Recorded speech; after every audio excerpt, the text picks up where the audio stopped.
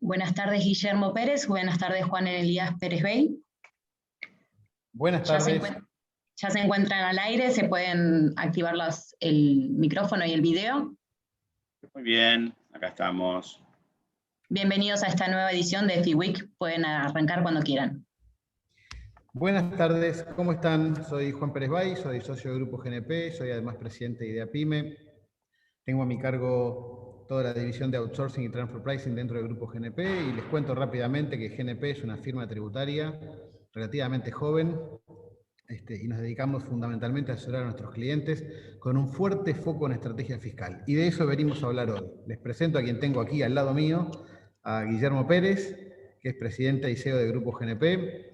Antes fue el socio a cargo de impuestos de Andersen y de EY, y es quien fundó esta firma hace ya unos pocos años cuando se retiró de EY, y la verdad que hemos tenido un crecimiento muy vertiginoso porque este país siempre nos da oportunidades trabajando de impuestos. Quiero felicitar a los 350 locos que nos acompañan en esta charla, que están a las 4 de la tarde queriendo hablar de impuestos. La verdad que los felicito, hay que tener coraje para esto, pero les aseguro que nunca van a escuchar hablar de impuestos como van a escuchar hoy, salvo que hayan estado en alguna charla nuestra en algún año anterior, pero van a escuchar hablar de estrategia fiscal de una manera única, de una manera diferente, y lo que pretendemos con esta charla, que va a ser relativamente corta, es contarles cómo gestionando los impuestos de una manera diferente se puede obtener un resultado distinto, ¿sí? Pero bueno, no me quiero extender más. La charla va a durar 45 minutos, la va a estar llevando Guillermo Pérez. A mí me toca el rol de moderar, así que voy a estar mirando las preguntas que hay en el chat, y a medida que vayamos avanzando por la charla, voy a irme echando algunas preguntas. Los dejo con Guillermo, bienvenidos y coraje, aguante. Bueno, no se asusten, van a ver que es una charla muy interesante. Está mal que lo diga yo, pero es verdad. Está muy probada. Y es una charla que, ¿saben qué hacemos? Arrancamos de la evolución macroeconómica de Argentina desde 1823 a la fecha, con muy pocos datos, pero muy contundentes. No mostramos gráficos, mostramos una secuencia histórica que explica por qué tenemos la carga tributaria terrible, enorme que tienen las empresas. A tal punto que luego eso nos lleva necesariamente a por qué hay que hacer estrategia fiscal.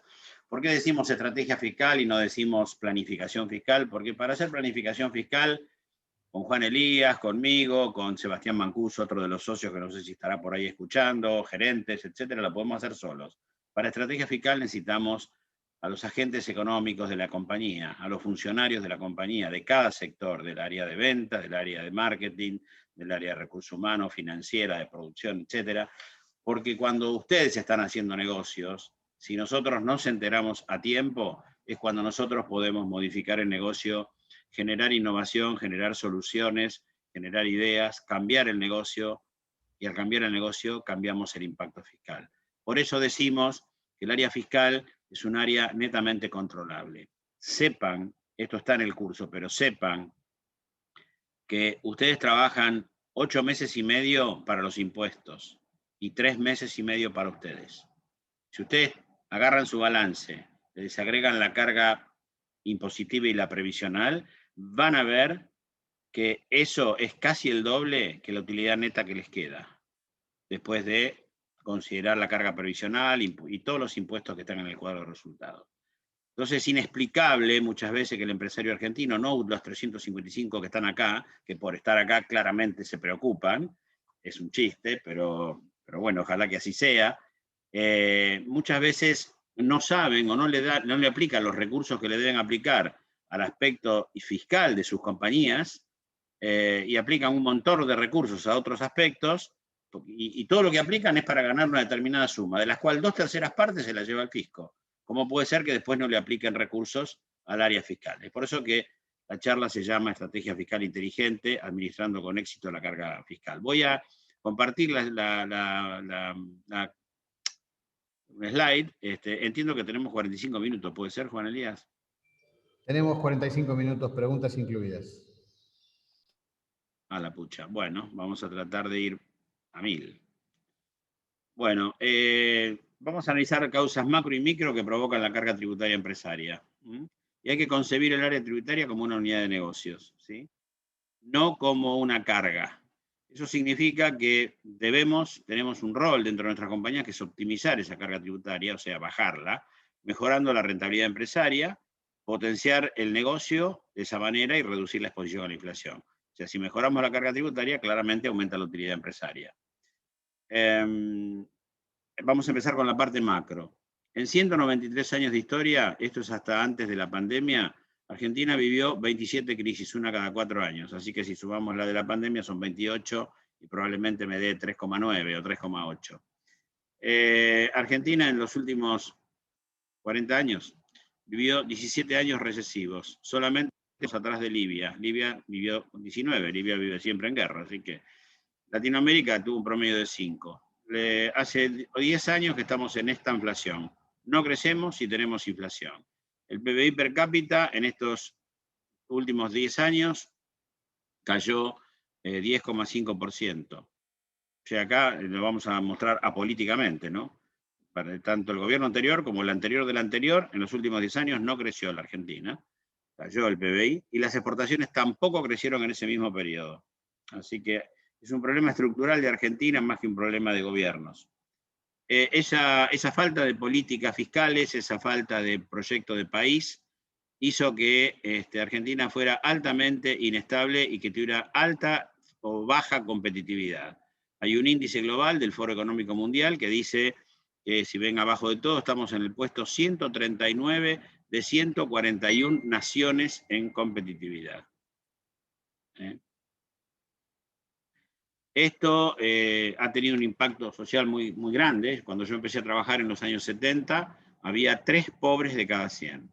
Cuando empecé a trabajar en los años 70, había 3 pobres de cada 100 en la Argentina. Era un país que tenía un modelo de sustitución de importaciones, un modelo de país en los 60, principios de los 70, que se desarrolló mucho el área energética, que la disfrutamos 2 o 3 décadas. Pero bueno, en el 2015 ya teníamos un 29% de pobreza. No es que se produjo en ese año, que es cuando empezó el gobierno anterior al actual, sino que ya veníamos con niveles del 30% de pobreza desde principios de la década del 2000. En el 2019 el índice de pobreza subió al 35%, hay producto de devaluaciones, ajustes de tarifas, etcétera. Y en el 2020, con la devaluación, porque también el dólar estaba retrasado, subió al 42%. Ustedes saben que cada vez que hay una devaluación, el índice de pobreza aumenta.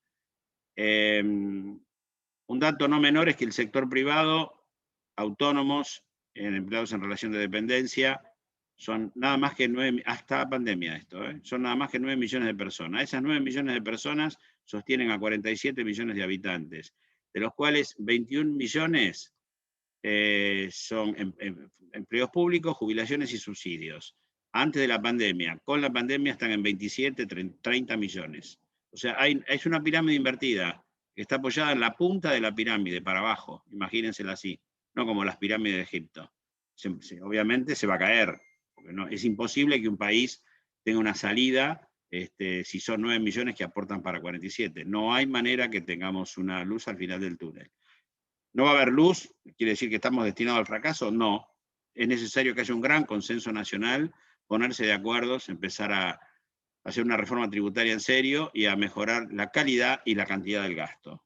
No hablo de corrupción solamente, hablo de enormes cifras que se desperdician. Ese índice de pobreza hizo que el gasto público subiera, porque obviamente alguien tenía que darle de comer a la gente que perdió su trabajo y que por la falta de proyecto de país y por tener el nivel de baja competitividad que tiene Argentina. Fíjense cómo fue la evolución del gasto público. El gasto público era aproximadamente 25-30% hasta el 2000. Del 2002 al 2015 el gasto público subió del 25 al 46% del PBI. Casi se duplicó del 2002 al 2015. ¿Eso con qué se paga? Con impuestos. En el 2015 al 2019 se bajó apenas del 46 al 43 y el que hizo eso salió como corcho de champán. O sea que la sociedad argentina no está dispuesto a que se baje el gasto público, pero resulta que el gasto público se triplicó prácticamente en el siglo XXI. Y con 9 millones de personas bancando a 47 millones de habitantes no hay manera. O sea, todo va a terminar, ya vamos a ver en qué va a terminar todo esto. Fíjense que el déficit fiscal, obviamente, en todos estos años fue muy importante, prácticamente durante el promedio del 80 al 2000 fue 3%, pero después hubo muchos picos, ahí debe ser 2020, no 2000, perdón. Hubo muchos picos, como se muestra en la lámina. Ese déficit fiscal hay que financiarlo. ¿Cómo se lo financia? Con mayor recaudación tributaria, con deuda o con emisión monetaria. La emisión la van controlando porque nos puede llevar a la hiperinflación. Entonces, ¿qué hizo el gobierno anterior? ¿Qué hizo el primer gobierno? El anterior al anterior. Porque ese gran gasto público se generó en el siglo XXI, ¿sí? El anterior al anterior lo que hizo fue emitir hasta un nivel que no se le fuera de las manos la inflación. Hubo años de 30, hubo algún año de 50. Pero fundamentalmente tomó recursos de muchos lados, como del ANSES, del Banco Central, de las AFJP, etc. El gobierno anterior, como ya se habían tomado todos esos recursos, ya los habían usado, ¿qué hizo? Emitió deuda para poder, ¿qué? Bancar ese gasto público que está mostrado a la izquierda de la pantalla, porque el tamaño del Estado se triplicó. Y ahora la deuda no podemos tomar más, entonces, ¿qué estamos haciendo? Y la estamos piloteando como podemos, metiendo 16 impuestos nuevos en un año, entre suba de alícuotas, impuestos nuevos, etc. Y no hablo solamente del impuesto a la riqueza, hablo del incremento de la alícuota de ganancias que va a haber ahora, que va a triplicar la recaudación del impuesto a la riqueza, el aumento de bienes personales, el impuesto país, el que se paga por los dólares cuando pagamos un bien o un servicio al exterior, que es el 30% más el 35% de ganancias, que va a cuenta. En fin, montones de impuestos que se han creado en este último año, porque es la manera como se financia el déficit. O sea, olvídense que la carga tributaria de sus empresas vaya a bajar, va a seguir subiendo, ¿sí? La inflación promedio de Argentina, por los altos niveles de emisión y otros factores, del 50 al 2020, en esos 70 años, fue 130%. Si sacamos la hiperinflación del 89, que fue 14.000%, baja al 80% promedio. Esa inflación y deuda, ¿a qué nos lleva? A que se produjo un deterioro en las finanzas públicas tremendo, una suba de impuestos muy grande. Fíjense que lo que dice a la izquierda, que desde el año 2002 el gasto subió 102 veces, la recaudación subió 97 veces, pero lo grave de esto es que el PBI, o sea, la riqueza de donde salen los impuestos, creció la mitad que el gasto y que la recaudación. Y entonces, ¿qué subió? Subió la presión tributaria, porque la presión tributaria es la relación que hay entre los impuestos que recaudamos y el PBI. ¿Sí?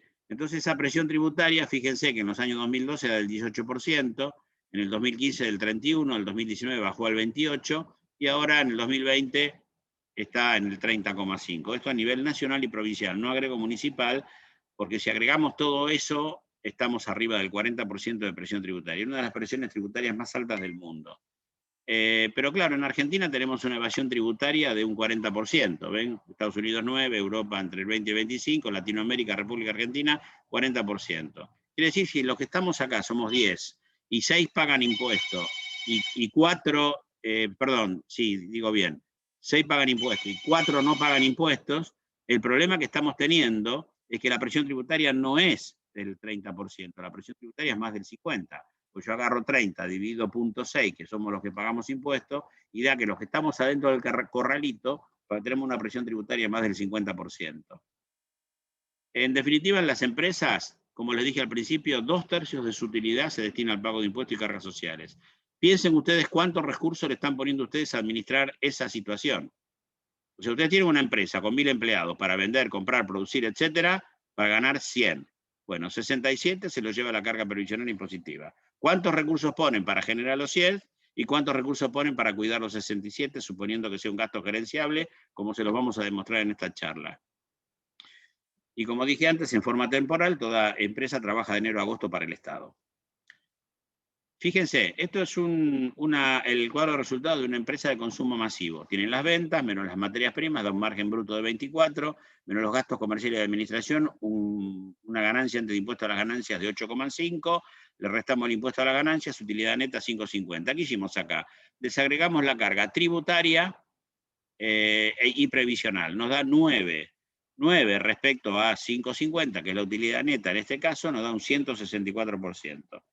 Quiere decir, ahí ese 164%, esa proporción la aplicamos de enero a diciembre y nos da el famoso tema de que hasta agosto trabajamos para los 9 y de septiembre a diciembre trabajan para 5.50. De vuelta, ¿cuánta atención le están prestando a los 9, que son un impacto tremendo en la cohesión económica de sus empresas? Muy pocas seguramente. Con los individuos pasa lo mismo. Hay un impuesto oculto terrible. Por esta camisa que tengo puesta, bueno, primero, suponiendo que fuera de algodón, primero estuvo el algodón, después pasó para hacerse el hilo, después pasó para hacerse la tela, después pasó para hacerse la camisa, después se le vendió al mayorista, al minorista, el minorista se lo dio a Guillermo Pérez. Adentro de esta camisa hay 70% de impuestos. 30% es precio puro. Lo hemos calculado para algún artículo periodístico que hicimos. Si a este señor, después de haber gastado en esta camisa, le quedó plata, digamos, le van a aplicar un impuesto a las ganancias, lo llamamos ahí impuesto al ahorro, es porque le sobró, digamos, ¿no? Le van a aplicar una tasa que va del 5 al 35%. Y si después de pagar ese impuesto le sobró algún peso, sobre lo que ahorre, lo que tenga de patrimonio, lo que guarde, le van a cobrar bienes personales, inmobiliarios, un impuesto a la transmisión gratuita, y este año podemos agregar el impuesto a la riqueza.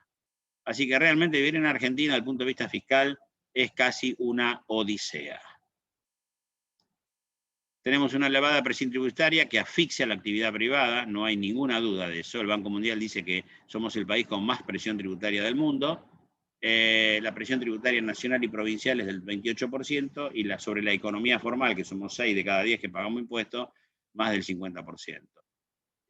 Nuestro sistema tributario es básicamente impuestos regresivos, lo paga tanto el pobre como el rico, o sea que si compramos una cucharita, el IVA sobre la cucharita la va a pagar tanto Rockefeller como el señor de la esquina que tiene un kiosquito, ¿sí?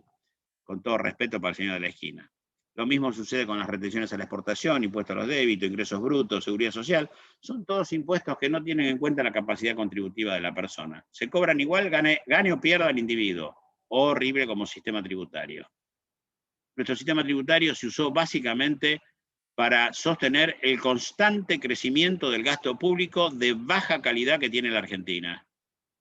Acuérdense que les dije al principio que el gasto público hasta los 2000 era más o menos un 20% del PBI, en el 2015 subió al 46%, en el 2019 estaba en el 42%, hoy no quiero pensar en cuánto estará después de la pandemia.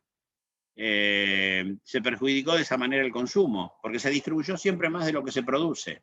La manera lógica y razonable de distribuir es producir primero, generar riqueza, generar empleabilidad, generar empleos y luego distribuir. Si distribuimos lo que no producimos, llega un momento que nos quedamos sin la fuente productora de los bienes y servicios. Tenemos una altísima presión tributaria, sustentado en impuestos regresivos y distorsivos, con un fuerte impacto de impuesto oculto, en la camisa esta mía que estoy usando, gran cantidad de impuestos y de altísima complejidad, con irrupción encima, como si faltara poco, del impuesto inflacionario. Porque cuando yo tengo un peso al principio de año y compro una lapicera y voy a fin de año con ese peso y me dicen, no, te voy a dar media, estoy pagando un impuesto inflacionario. Como reflexiones, el PBI y las exportaciones en los últimos 2 años tuvieron crecimiento neutro, el gasto público en 15 años se duplicó, se más que duplicó respecto al PBI, del 20 pasó al 45. La recaudación tributaria obviamente está limitada por la falta del aumento del PBI, porque el PBI creció la mitad que el monto de la montaña que creció el gasto público. Y el PBI es de donde saco los impuestos. El Estado, al no bajar el gasto, distorsiona y o crea nuevos tributos, como hizo este año, que fue enorme los tributos que creó, ahuyentando de ese modo la inversión y la confianza en el país. Por eso tenemos el éxodo de talento que estamos teniendo, porque no hay confianza. Y porque venir acá y poner el dinero acá es una tremenda carga tributaria que hay que soportar. Ya no alcanza con el impuesto a las ganancias y con tasas altísimas de ingresos brutos y del IVA, sino que ahora estamos atacando fuertemente a los patrimonios. Y eso hace que la gente mayor, que es la que tiene patrimonio, se va a vivir a otro país. Además, yo me canso de atender consultas con muchísima tristeza de que quieren hacer negocios en Latinoamérica o en el exterior y poder dejar las utilidades en el exterior, no traerlas a la Argentina. Eso es muy triste. ¿Pero por qué? Porque acá se sienten asfixiados, acosados por la carga tributaria. Entonces los problemas macro limitan las inversiones productivas, limitan el crecimiento y limitan la competitividad. La falta de un proyecto de país y de políticas públicas adecuadas impactaron negativamente en la microeconomía y en la macroeconomía. La carga tributaria elevada continuará y vino para quedarse y luego para aumentar. ¿Eso a qué nos lleva? Nos lleva al tema de hoy, que es la estrategia fiscal, que es gerenciando con éxito la carga fiscal, es imprescindible para potenciar los negocios, la rentabilidad y la competitividad empresaria. La estrategia fiscal es un factor clave para gestionar con éxito las ganancias y el patrimonio. Sí, ¿por qué ustedes no, pero por qué las compañías ignoran la carga fiscal? ¿Por qué se ignora la estrategia fiscal, no la carga fiscal? Por falta de conocimiento, porque los impuestos no gustan, porque se considera un gasto no gerenciable, aparte de impuestos, por comodidad de los responsables, por desconocimiento del impacto real en el negocio, por falta de conciencia tributaria en la toma de decisiones, y sí, por esto y todo, mucho más que esto. Lamentablemente el tema fiscal se lo pregunta cuando se está cerrando el balance, ni siquiera se lo pregunta en el momento de cerrar un negocio. Ese es el grave error argentino. No te quiero interrumpir, pero le pusiste 20 minutos a la introducción, te lo digo para que vayas teniendo noción del tiempo. Sí, a los 45, ¿no? Ok. Esto es lo que busca un empresario. El empresario busca maximizar el resultado contable y minimizar el resultado impositivo. Esto es una declaración jurada. Se parte del resultado contable, se hacen ajustes impositivos. Este es nuestro trabajo, el de los ajustes impositivos, lograr ahorros de impuestos dentro de la legalidad para tener el resultado impositivo más bajo posible. Este es el objetivo de negocio de un empresario. Cualquier inteligente va a decir, ah, no, me estás engañando. Si yo quiero tener el resultado contable más alto posible, ¿cómo voy a lograr tener un resultado impositivo bajo si el de impositivo depende del contable? Bueno, las situaciones que se dan en la práctica son tres. Les voy a dar ejemplos concretos. La pésima es cuando se da una situación que no puedo deducir el gasto, que tengo el gasto contable, la pérdida contable, pero no lo puedo deducir impositivamente. Supónganse que viene el contador y me dice, el auditor, y le dice a mi contador que está cerrando el balance, Pedrito, mira, encontré una previsión para obsolescencia de inventarios de 12 millones. Tomá, regístramela. Pérdida a previsión para obsolescencia de inventario. El peor de los mundos. Tengo una pérdida de 12 millones en el resultado contable y no lo puedo deducir impositivamente. Si nos hubiéramos reunido antes del cierre del balance, vamos a suponer que cerramos en diciembre, y hubiéramos estado en noviembre, en octubre, en diciembre, y nos ponemos a hablar Juan Elías y yo, y Juan Elías viene y me dice, mirá, Guillermo, él es mi hijo, iba a decir mirá viejo, pero bueno. Mirá, viejo, tenemos mucha obsolescencia de inventarios, voy a llamar un tasador, bueno, dale, llamalo, llamó al tasador, mirá, yo llegué a 9 millones. El auditor se iba a cubrir si me venía con un cálculo de él. Ok, perfecto. Por favor, registrémoslo ítem por ítem en el libro de inventarios y balances. Con esos 9 millones de previsión para obsolescencia que Juan Elías identificó, registrados como tal, ítem por ítem en el libro de inventarios y balances, llegamos a la situación esta, que es tener una pérdida contable de 9 millones, no de 12. La flecha negra es azul, de 9. Pero es deducible impositivamente. ¿Por qué? Porque hay normas impositivas distintas de las contables. Y una me dice que si en la provisión para obsolescencia la registro ítem por ítem en el libro de inventario, es deducible, con lo cual me ahorro 3 millones de pesos de impuestos. ¿Cuál es el impacto neto en resultados? 9 millones de pérdida por la previsión de obsolescencia, pero me gané 3 millones de impuestos a las ganancias porque la hice deducible. Fíjense que una misma situación gerenciada de dos maneras distintas dio dos resultados distintos. En el cuadro de pésima yo tenía una pérdida de 12 millones, porque claro, me la calculó el auditor, se cubrió, y no la deduje impositivamente, 12 millones de pérdida. En el del medio tengo 6 millones de pérdida, porque la previsión la manejé yo, esa situación, y me dio 9. Y además la deduje, me ahorré 3, con lo cual tengo un neto de 6 de pérdida. ¿Cómo hacemos para llegar al paraíso? ¿Qué es esto? Mejorar el resultado contable y tener una pérdida impositiva. Viene Juan Elías y me dice, quiero hacer una campaña publicitaria. Ok, ¿cuánto vas a gastar? Estamos en octubre y cerramos balance en octubre y vendemos helado o pintura o cualquier cosa que sea estacional. No, me dice, yo te voy a hacer una campaña publicitaria de 12 millones en octubre y le voy a meter un push muy fuerte a las ventas de octubre a marzo. Ok, entonces hasta ahí estamos, que tengo 12 millones de pérdida contable, deducibles impositivamente, me ahorro 4, la tercera el 30%, tengo una pérdida neta en resultados de 8 millones. Pero viene Juan Elías o Pedro, que está ahí al lado escuchándonos, y dice, no, un momentito, estos 12 millones van a beneficiar a un mes de este ejercicio que cierra en octubre y a 5 meses de ventas del año que viene. no mandemos a pérdida 12 millones, mandemos a pérdida solamente 2 millones, la sexta parte, y 10 millones lo ponemos como si fuera un activo, y el año que viene lo mandamos a pérdida para aparearlo con las ventas de noviembre a marzo. Ah, ok, entonces, ¿qué significa eso? Que en lugar de tener una pérdida contable de 12 millones, como dice la flechita de arriba azul, tenemos una ganancia de 10 millones, porque 10 millones no los voy a registrar como pérdida contable, los voy a registrar en el activo, ¿sí?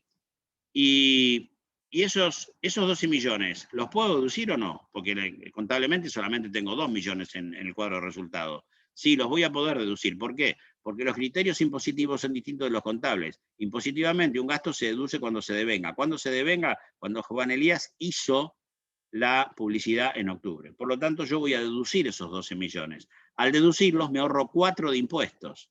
Si yo mandé solamente a pérdida 2 millones, la flecha verde que mira para arriba en realidad es que mandé 2 millones, sería una flecha muy chiquitita azul para abajo, ¿no? Porque mandé solamente 2 millones a pérdida contable, pero me ahorré 4 de impuestos, eso me da 2 millones de ganancia neta este año, contra 8 millones de pérdida que tenía en el azul cuando habíamos mandado toda la publicidad a pérdida. Bueno, esto no se puede hacer contablemente, de activar estos gastos de este tipo, pero sí se pueden activar otro tipo de gastos. Por ejemplo, los intereses de pasivos vinculados a la compra de bienes de uso. Puedo activar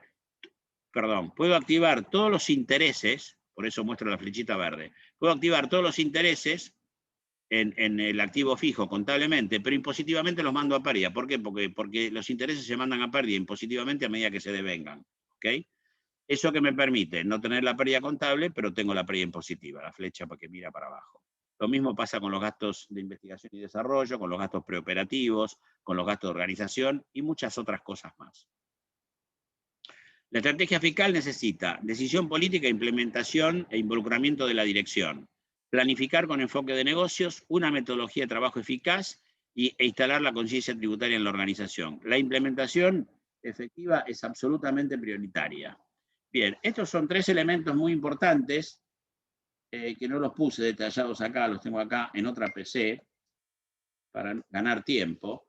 Pero, por ejemplo, ¿qué es necesario? Es necesario trabajar con enfoque de negocios, tener proactividad versus reactividad, anticiparse a los hechos consumados. Si ustedes van a tener, no sé, el 10% de las cuentas a cobrar morosas y las van a mandar a gestión judicial, y estamos el 15 de diciembre, y el abogado de la empresa me dice, no, mira, te voy a iniciar el juicio el 1 de febrero, y son 9 millones de pesos, díganle que no, lo tienen que iniciar antes del 31 de diciembre. ¿Por qué? Porque esos 9 millones deducidos ahora y no el año que viene, en febrero, que no es en febrero, es al 31 de diciembre del año que viene, deducidos ahora, me permiten ahorrarme 3 millones de impuestos. No importa si el año que viene recupero esas cuentas a cobrar. No importa. ¿Por qué? Porque yo este año esos 9 millones que deduje, que me hizo ahorrar 3 millones, me evita pedirle al banco 3 millones de pesos prestados, porque me lo ahorré de impuestos durante un año, por lo menos, o para siempre, a tasas del 40%. Entonces me gané el 40% de 3 millones. O sea, diferí el pago, diferí o dejé de pagar. Diferí el pago de 3 millones de impuestos, porque el año que viene vamos a suponer que recuperé todos esos incobrables. Pero dejé de pedir prestado al banco 3 millones de pesos, me ahorré los intereses, que puede ser 1 millón y medio de pesos, según la tasa en ese momento. Otros valores actitudinales es identificar el valor de los hechos desconocidos. No es lo mismo que Juan Elías me diga, quiero importar pantalones de China, pago el IVA, sí, bueno, listo, y colgamos, a que yo le diga, ¿y por qué? ¿Y por qué? ¿Y por qué? ¿Y porque me lo dijo fulanito? ¿Y por qué? Porque se lo dijo menganito. ¿Y por qué? Porque lo dijo sutanito. Llega un momento, Juan Elías me va a decir, ¿por qué tantos por qué? Y yo le voy a decir, porque si pones una fábrica en Tierra de Fuego, pagás menos impuestos. Es un ejemplo extremo, no necesariamente cierto, pero eso es identificar el valor de los hechos desconocidos. Conocimiento del negocio y de la industria. Yo iba por la ruta y miraba los tanques de almacenamiento de petróleo. Vieron que están esas cigüeñas que sacan el petróleo y lo van a tanques de almacenamiento. Y de ahí van a parar a las refinerías. Averigüé, me fui, me tomé el auto, o el avión, no me acuerdo, me fui del centro, me fui a Comodoro Rivadavia, me comentaron, me dijeron, no, lo que pasa es que nosotros sacamos el petróleo inyectando agua. Y entonces sale agua con minerales y con petróleo, y eso va al tanque de almacenamiento. Y por un sistema de decantación, que no me acuerdo si era de frío-calor o simple decantación, se separaba el petróleo, que en realidad se llama el crudo, que se llama aceite bituminoso, del agua y de los minerales. El aceite bituminoso iba a la refinería y el agua se tiraba. Bueno, esos tanques de almacenamiento, que para mí no eran compra de maquinaria utilizada en el proceso industrial, que tenía una desgravación en aquellos años, porque la materia prima entraba en un estado y salía en un estado diferente del que había entrado, me permitió a mí desgravar todos esos tanques de almacenamiento, porque claramente el petróleo entraba en un estado junto con el agua y los minerales y salía diferente. Hay que diferenciar los criterios contables de los impositivos, es muy importante, y hay que tratar de diferir el impacto fiscal. Por ejemplo, no es lo mismo cerrar ejercicio el 30 de junio que el 30 de septiembre. ¿Por qué? Porque yo puedo deducir hasta el 25% de los honorarios a directores. O sea, yo tengo una sociedad anónima, una SRL, que gana 100, en lugar de pagar impuestos sobre 100, puedo pagar sobre 75. ¿Por qué? Porque me deduzco 25 como honorario director en la sociedad. Si yo cierro el 30 de septiembre, la sociedad, ¿cuándo va a pagar impuestos sobre 75? Ya no por 100. En septiembre del 2021, por ejemplo, ¿sí? Y va a pagar anticipo por el 2022 sobre 75, porque el anticipo sobre el año anterior. ¿Cuándo voto ese honorario al directorio? En enero del 2022. Quiere decir que para cada director eso va a ser honorario en el 2022. ¿Cuándo vence la declaración jurada del 2022? En junio del 2023. Hagan una simulación de 3 años para acá, para hoy, a pesar de la retención que se le hace al director en enero, van a ver que ganan un montón de plata. Eso significa diferir el impacto fiscal y considerar los efectos financieros inflacionarios. Y por último, es fundamental instalar el concepto de trabajo en equipo, el teamwork, el tener un management, gerentes. Perdóname que te interrumpa. No se te está actualizando la presentación. Estamos viendo no, es que estoy dentro estoy dentro de valores actitudinales. Gracias. Pensé que habías avanzado. Ok. Management alineado y en sintonía. Es muy importante. Nadie es más importante. Un equipo siempre es más importante que una persona, aunque la persona sea Messi. Messi a la larga se va a cansar y no va a hacer goles. El segundo es evitar el fenómeno de la pirámide invertida. El fenómeno de la pirámide invertida, a que se refería Juan, es cuando Juan Elías me trae un negocio, normalmente el tributarista y el mercado ve al tributarista como el tipo que pone problemas. Entonces ese tipo le dice, bueno, mirá, la tasa del impuesto es tanto.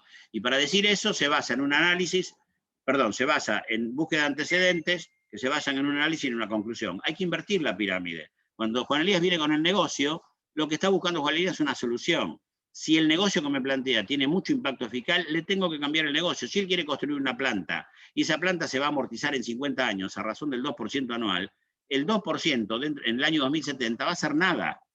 Entonces yo le digo, no, ¿por qué no haces un leasing con un banco? Mandás a pérdida el leasing por esa planta en los primeros 10 años, después sí ejerces la opción de compra, pero ya mandaste una parte muy importante de la planta a pérdida, le cambié el negocio, ¿sí? Eso es traer soluciones y no problemas. El tercero es la metodología de trabajo eficaz. Tener una metodología de trabajo eficaz es, ustedes están acostumbrados a dos cosas, a que por un lado le hacen una consulta y al asesor impositivo se las contesta. Y por otro lado, lo persiguen a fin de año al contador para que le haga el balance y la declaración jurada. No funciona así. Funciona diferente. Funciona con un círculo virtuoso. En la parte de abajo de ese círculo, ¿qué tienen ustedes? Auditoría fiscal o outsourcing ¿de qué? De los impuestos mensuales, IVA, ingresos brutos, retenciones. Eso nos da conocimiento del negocio. Eso retroalimenta la consultoría. Esa consultoría hecha con enfoque de negocios retroalimenta la estrategia fiscal, la planificación fiscal, que se hace antes de fin de año. Ahí se pone toda la carne en el asador. Se hacen proyecciones fiscales. ¿Para qué? Para lograr muchas deducciones de lo que les mostré al principio, de esos ajustes que hay entre la utilidad contable y la impositiva. Y eso nos hace ahorrar mucho dinero. ¿Y la declaración jurada qué es? La declaración jurada es la implementación efectiva de esas ideas que nacen del conocimiento del negocio que me da la auditoría fiscal o la declaración mensual. La consultoría hecha con enfoque de negocios, la planificación hecha con una determinada metodología, y eso se implementa en la declaración jurada. A su vez, la declaración jurada retroalimenta el círculo. Ese círculo virtuoso es la manera como se trabaja en impuestos, no la consulta puntual una vez al año o la declaración jurada a fin de año. Eso es un modelo viejo de asesoramiento. Es el asesor impositivo tradicional. Ustedes necesitan socios estratégicos que les cuiden sus impuestos. Bien. Esta es la manera como se hace estrategia fiscal, con proyecciones de resultados, hacer un tablero de mando fiscal, auditorías fiscales, comité de contratos, workshops para realizar impuestos, procesos, negocios y reuniones interactivas durante el año con gerentes, directores y socios. ¿Para qué? para instalar la conciencia tributaria dentro de la compañía. Y antes de cerrar un negocio, analizarlo, a ver si ese es el mejor negocio, si el negocio hay que cambiarlo. Hay tres maneras de, tres grandes... Esta charla, cuando hay tiempo, que normalmente es 1 hora y media, 2 horas, damos 50 ejemplos de casos de ahorro de negocio como el que dimos antes. Pero se agrupan en 3 grandes categorías. Identificación ¿cómo se dice? De on time, de ventajas impositivas. Muy bien. Eso, por ejemplo, el ajuste con la inflación que hay que analizar si voy a hacer o no el ajuste integral por inflación. Hoy es el momento que hay inflación. Si no hay inflación, ni me pongo a discutir ese tema. O el ajuste integral por inflación, que la ley dice que se deduce la pérdida por inflación en 6 años. ¿Tengo argumento para deducirla en 1 año solo? Eso es hoy. Eso hay que verlo hoy. ¿Qué es una administración tributaria eficaz? Algunas de las cosas que estuve explicando antes. Mandar a pérdida impositivamente cosas que las puedo activar contablemente para tener un balance lindo para el banco. O cerrar el ejercicio el 30 de septiembre para optimizar la deducción de honorarios directores. O evaluar mis inventarios a la última compra ocurrida en los últimos 2 meses. ¿Cómo lo tengo que evaluar contablemente el inventario? A reposición, con lo cual tengo una ganancia por tenencia que paga impuestos. ¿Ok? Debe y haber. Ahora, si yo evalúo a la última compra ocurrida en los últimos 2 meses, eso es menos que reposición. Esa diferencia la mando a pérdida impositivamente. ¿Ok? Y al mandarla a pérdida, me ahorro el impuesto sobre eso. Eso es una administración tributaria eficaz. Y la definición del mejor negocio es poner el negocio que a mí más me convenga para lograr un ahorro fiscal. Por ejemplo, déjenme pensar alguno. Pónganse que compran una empresa y tienen que comprar las acciones de una empresa. Si ustedes compran las acciones van al activo, no se deducen. Ahora, si el señor que le vende la empresa es un tipo que les podría después salir a hacer competencia y crear una empresa. A ver, yo fui el socio a cargo de Andersen y de Ernst & Young. En aquel momento eran 5, 2 de las 5 Big Four, de las Big compañías de auditoría que había. Cuando me fui de Andersen, que teníamos el retiro muy jóvenes, tuve 2 años de no competencia. Pero no le pude competir. Bien, si yo compro una empresa, al señor que me vende las acciones, capaz que le meto una cláusula de no competencia de 5 años, y en lugar de pagarle 100 pesos por las acciones, le pago 50, y 50 por esa cláusula de no competir. ¿Y qué hago con esos 50 que pago? Los mando a pérdida, porque no son acciones, es un gasto. Y si redacto el contrato de modo tal que sea un costo hundido, capaz que lo puedo deducir todo ese año y no en 5 años. ¿Ok? Hay muchos ejemplos de ese tipo, pero no tengo tiempo, son 35. Hay muchísimos ejemplos. Entonces, creo que estoy en las reflexiones. Para que el área fiscal funcione como una unidad de negocios rentables, se requiere metodología y enfoque de negocios. Hay que fomentar y ejecutar ciertos valores actitudinales, los que expresé al principio. Hay que implementar una metodología eficaz, el círculo virtuoso. Eso es fundamental. Cuando ustedes interactúen con alguien que les va a dar servicio de impuestos, que no sea el tipo que les contesta la pregunta puntual, porque la pregunta siempre la hacen ustedes. Si ustedes preguntan mal o preguntan fuera de tiempo, se perdieron la oportunidad fiscal. Y si preguntan bien y preguntan en tiempo y la respuesta es mala, se perdieron la oportunidad fiscal. Y la respuesta cuando el asesor impositivo trabaja muy puntualmente, como cuando uno va a ver a un traumatólogo, que le da una pildorita para curarle el dolorcito, pero le arruina el hígado o el riñón. Es mejor tener un médico clínico de cabecera, que esté todo el año. Y esa metodología del círculo virtuoso que les expliqué antes, es lo que les permite tener un socio estratégico o un médico clínico de cabecera con ustedes. Y en impuestos, ¿saben de qué se trata? No se trata de hacer cirugía, de ir a juicio, como el famoso tema de impuesto a la riqueza. Se trata de hacer medicina preventiva. Y hay montones de huecos que tiene la ley y oportunidades que da la ley para ganar dinero con los impuestos. Sí se aplica una metodología eficaz, que es la del círculo virtuoso. Y por último, para que esto funcione hay que detectar oportunidades de negocios vía identificación de criterios impositivos on time, como cuando les dije del ajuste impositivo por inflación, ahora hay que hablar de eso. Una administración tributaria eficaz, por ejemplo, hacer evaluación, la previsión para desvalorización de inventarios, identificar los incobrables en tiempo y forma, identificar con qué país voy a tomar un interés. Si yo tomo un pasivo con España, que tengo convenio para evitar la doble imposición, el interés me lo dedujo al 35%, ahora la tasa va a ser el 35%. Hay una reforma impositiva que acaba de aprobar diputados, no más el 30%, lo siento por todos nosotros. Pero cuando le pago el interés a España, retengo solo el 10%, entonces pierdo el 10%, si el interés que pago es libre de impuestos, pero me lo deduzco al 35%. En cambio, si yo tomo eso mismo desde Estados Unidos, que no hay convenio, deduzco al 35%, pero retengo al 35%, no me conviene. Bueno, dependiendo de quién sea, puedo retener una cifra diferente. Pero administración tributaria eficaz es administrar todos los negocios de la compañía pensando en términos de tributarios, todos, así como piensan en términos legales o financieros. Y por último, hay que cambiar el negocio. Si el negocio no sirve, hay que cambiarlo. Una vez teníamos una compañía que brindaba servicios de seguridad, etcétera, y tenía miles y miles de clientes, y había dejado de facturar mensualmente para facturar bimensualmente. ¿Por qué? Porque el costo del papel era muy caro. Entonces, ¿qué pasaba? Estaba anticipando el IVA un mes, todos los meses de la vida de la empresa, porque al facturar por adelantado 2 meses, en ese instante, al facturar, tenía que pagar el IVA de 2 meses, estaba adelantando el IVA de un mes. Eso tenía un efecto económico, financiero, multimillonario. Cuando le preguntamos, y bueno, pero esto se hizo por el costo del papel, pero hace 2 años que hay factura electrónica. Ah, no lo habían pensado. Le hicimos cambiar el negocio. Vuelvan al negocio de facturar mensualmente. ¿Okay? Son ejemplos sencillos que estoy dando. Hay muchos ejemplos en esta charla, mucho más complejos, mucho más interesantes, pero lamentablemente son y 40, ya no tenemos tiempo y supongo que tengo que dejar el tiempo para alguna pregunta. Pero la definición, en una palabra, si la ley no se adapta al negocio que ustedes traen, nosotros tenemos que generar el mejor negocio conjuntamente con ustedes para lograr la opción fiscal más barata de todos. En definitiva, esto cierra con esto. La ley no es gerenciable. No podemos cambiar la ley. Bueno, algunos se dedican a hacer lobby, nosotros no. La ley no es gerenciable. Los impuestos, los negocios y la inflación sí son gerenciables.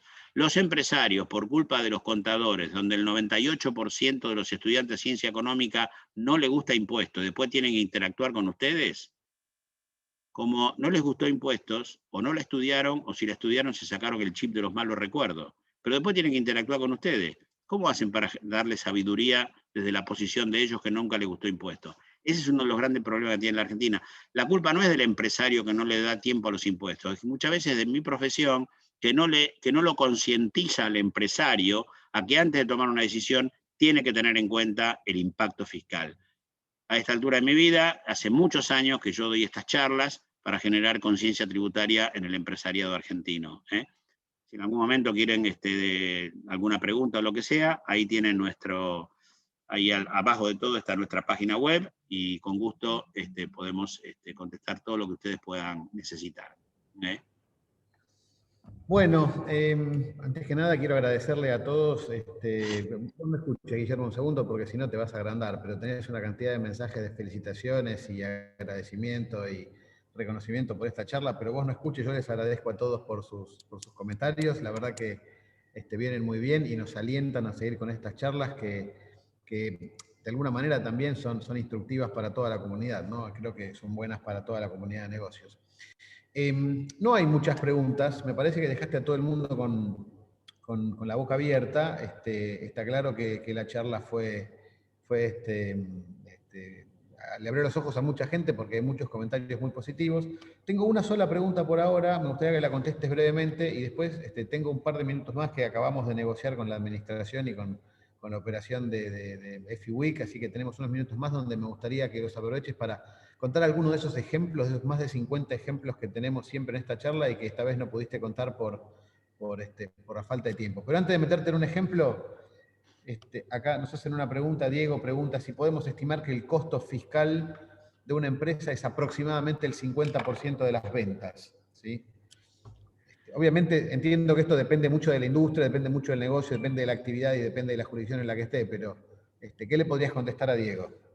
Claro, porque también depende, Juan Elías, de la participación de las cargas, de los salarios que tenga esa compañía en esa empresa, donde el 40% de los salarios es carga previsional, después de la cantidad de transacciones que haga, donde el impuesto a los débitos y créditos le pega muy fuerte.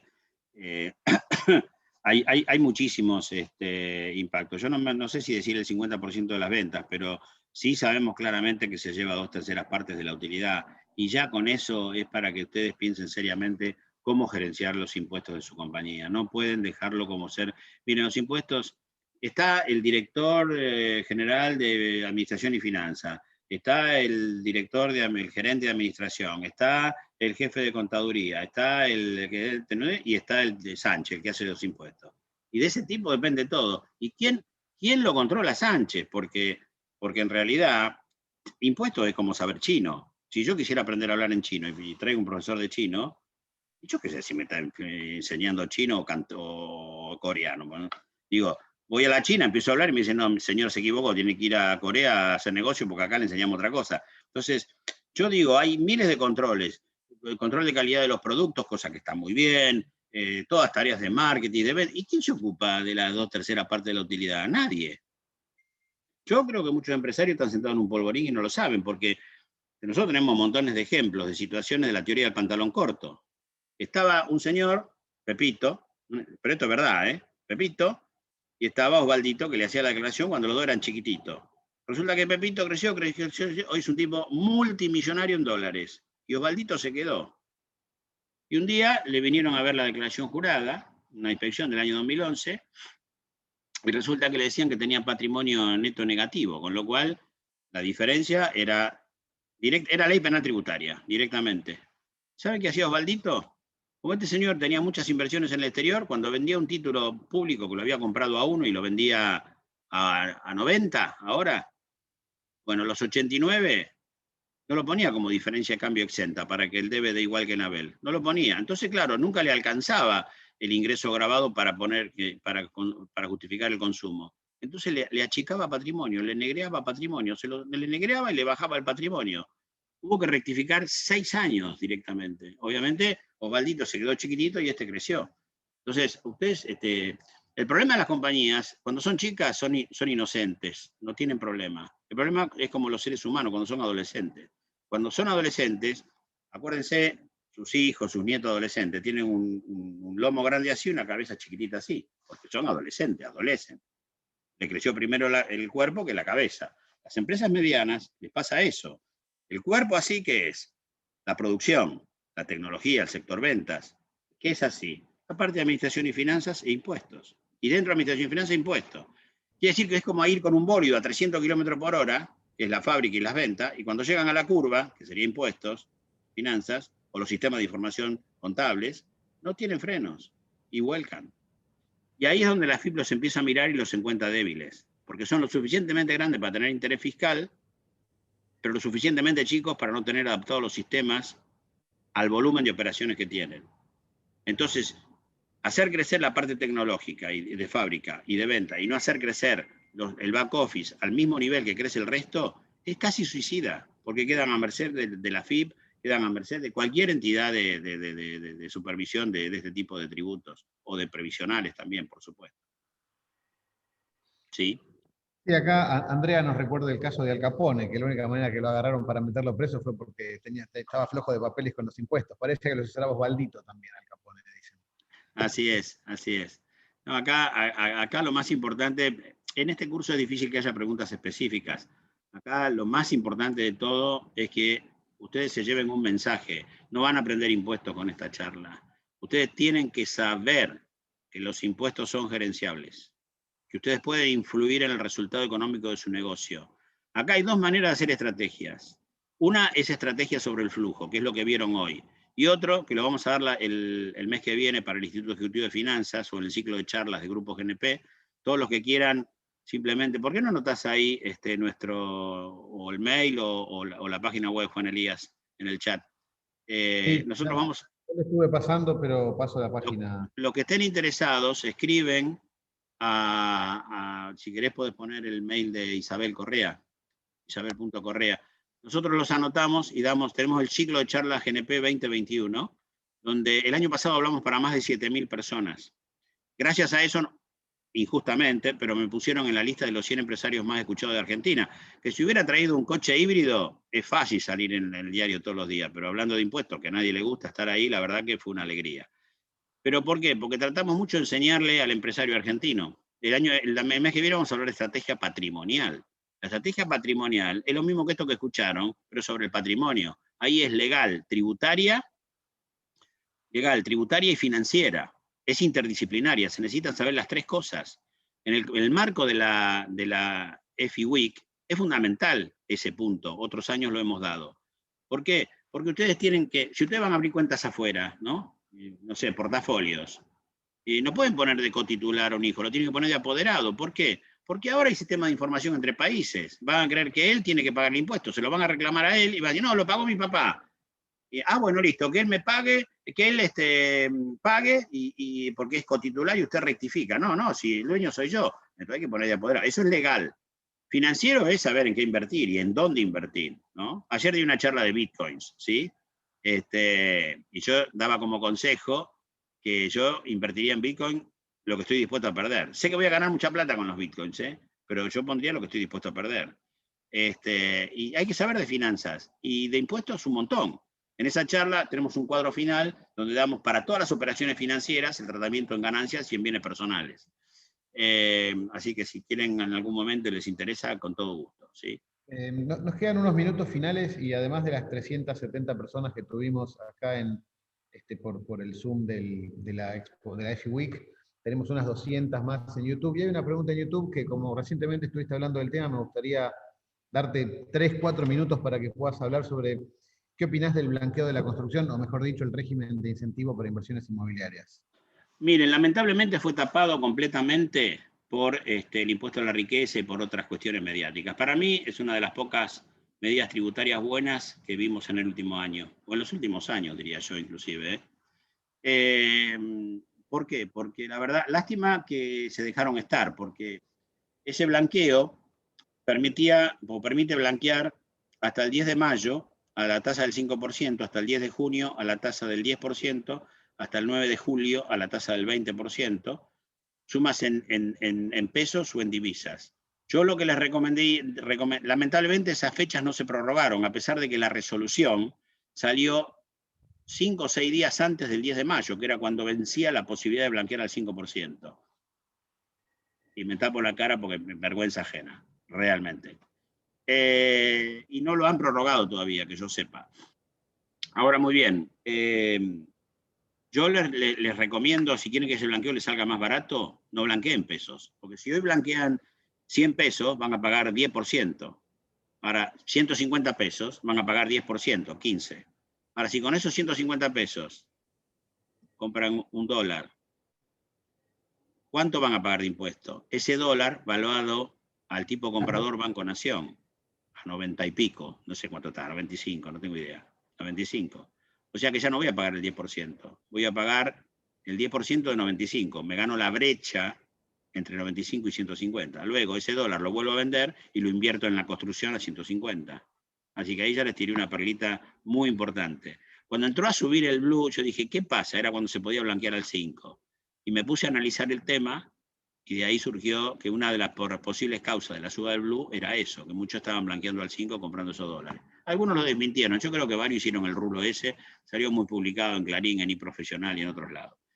Yo creo que es una buena medida. Ojo, el que blanquea no puede hacer uso de los demás beneficios fiscales que tiene esa ley, porque esa ley no da solamente el blanqueo. Esa ley dice que quienes inviertan en la construcción, que es hecha por cuenta propia o a través de terceros, en nuevas obras o ampliaciones o mejoras, siempre y cuando se declaren, yo voy a estar exento del impuesto a los bienes personales hasta el 31 de diciembre de 2022. Y además de estar exento, voy a poder computar como pago a cuenta el 1% de esas inversiones contra el 1,25 que pago de impuesto, si la tasa que mía fuera el 1,25, ¿no? Contra el 1,25 que pago de bienes personales, por ese mismo activo.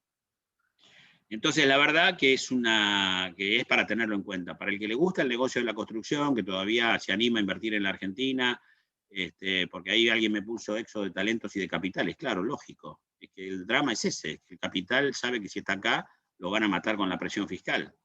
Si somos 9 millones, que bancamos a 47 millones. No se puede distribuir lo que no se produce.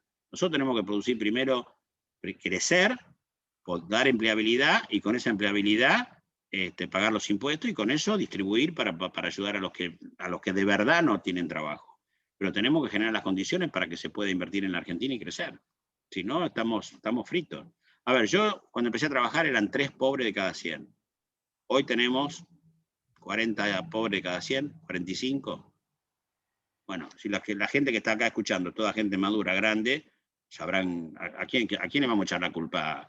Al gobierno de Guatemala, a ver, a todos los gobiernos que pasaron en todo ese periodo, del 70 hasta ahora, cada uno el pedacito que les toca, pero nadie tuvo, y hay una cosa que es un veneno en este país, es el tener elecciones de medio término, porque tener elecciones cada 2 años, eso hace que, ahora tenemos elecciones, ¿sí? Durante un mes y medio nadie se preocupa, de octubre a diciembre. El 1 de enero del 2022 todos van a estar diciendo el año que viene tenemos elecciones, ya estamos pensando en términos eleccionarios. ¿Quién va a sacar una ley de largo plazo que fomente la inversión y el crecimiento? Todos van a sacar leyes oportunistas, el gobierno que sea, cualquiera, este u otro, va a sacar leyes pensando en su reelección el año que viene. Permiso. Disculpen, nos estamos quedando sin tiempo.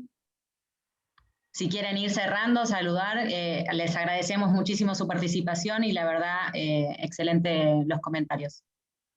Bueno, la verdad que fue un placer tener, ¿cuánto? 350 personas a última hora de la tarde. Acá las estrellitas de esta charla son ustedes 350, no nosotros. Nosotros apenas hablamos de lo que sabemos, así que hablar de lo que uno sabe es fácil. Les agradecemos muchísimo, Juan Elías, un placer, siempre un gran moderador. Jamás podré ser moderador en mi vida porque soy disperso o estoy pensando en mis cosas. Y nada, un placer estar nuevamente en EFI Week por esta oportunidad y por poder compartir esto con tanta gente. Nuestra página web está a su disposición para lo que quieran. Muchas gracias a todos, muchas gracias en especial al equipo organizador de EFI Week, gracias a Esteban, a Santi, a Ale, a Matías, la verdad que cada año un poquito mejor la expo esta. Un placer nuevamente estar con ustedes y gracias a los 350 o 370 en realidad que nos acompañaron en esta charla y a los 200 más que estuvieron por YouTube. Muchísimas gracias por los comentarios, nos alientan a seguir con esto. Les mando un abrazo y cualquier cosa, info@grupognp.com, nos escriben y podemos seguirla por ahí.